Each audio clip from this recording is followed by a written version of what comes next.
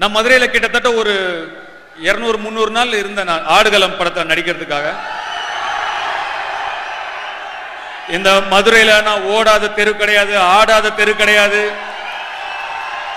திருப்பரங்குன்றத்தெல்லாம் கிட்டத்தட்ட 30 நாள் இருந்தேன் நானு. எனக்கு ரொம்ப ரொம்ப மனசுக்கு நெருக்கமான ஒரு அனுபவமா இருந்தது. எவ்வளவோ எனக்கு வேலையில் இருக்கிற ஸ்ட்ரெஸ் பிரஷர் எது இருந்தாலும் அந்த 200-250 நாள் நாங்கள் இருந்த நாட்கள் நான் ரொம்ப அமைதியாகவும் நிம்மதியாகவும் நான் இருந்தேன். எனக்கு மனசுக்கு ரொம்ப நெருக்கமான நாட்கள் அந்த நாட்கள். என்னை நடு ரோட்ல இறக்கி விட்டுருவாங்க கொண்டு போய். அந்த பாட்டு ஒத்த சொல்லல அப்படியே கூட்டிட்டு போவாங்க. அப்படியே ஆட்டோல கூட்டிட்டு போய் அப்படியே என்னை இறக்கி விட்டுருவாங்க. இறக்கி விட்டுட்டு என்னை யாரும் அடையாளம் கண்டுபிடிக்கிறதுக்கு முன்னாடி நான் ஆடிடணும். அந்த லுங்கி அப்படி தூக்கி வச்சுட்டு இப்படியே ஆடிடணும்.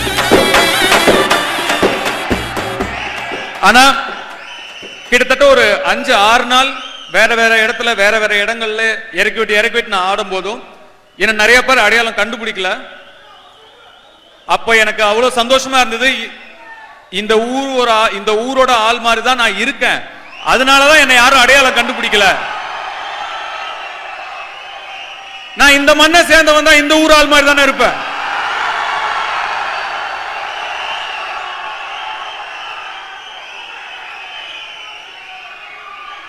சாவமில்ல கைய வச்சேண்டு வை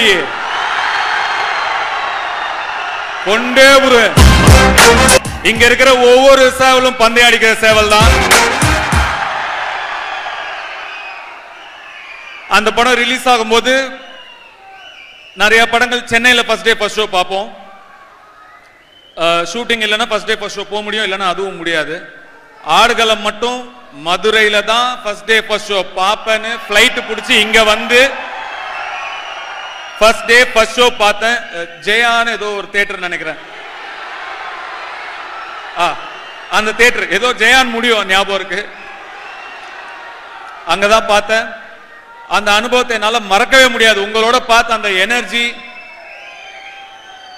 என்னால மறக்கவே முடியாது. ஒரு சின்ன சின்ன விஷயத்துக்கும் எனக்கே நிறைய விஷயங்கள் புரியல. அதெல்லாம் படம் பார்க்கும்போது நீங்க எப்படி ரியாக்ட் பண்ணீங்களோ அதை பார்த்து தான் எனக்கு புரிஞ்சுது. அந்த அனுபவத்தை என்னால மறக்கவே முடியாது.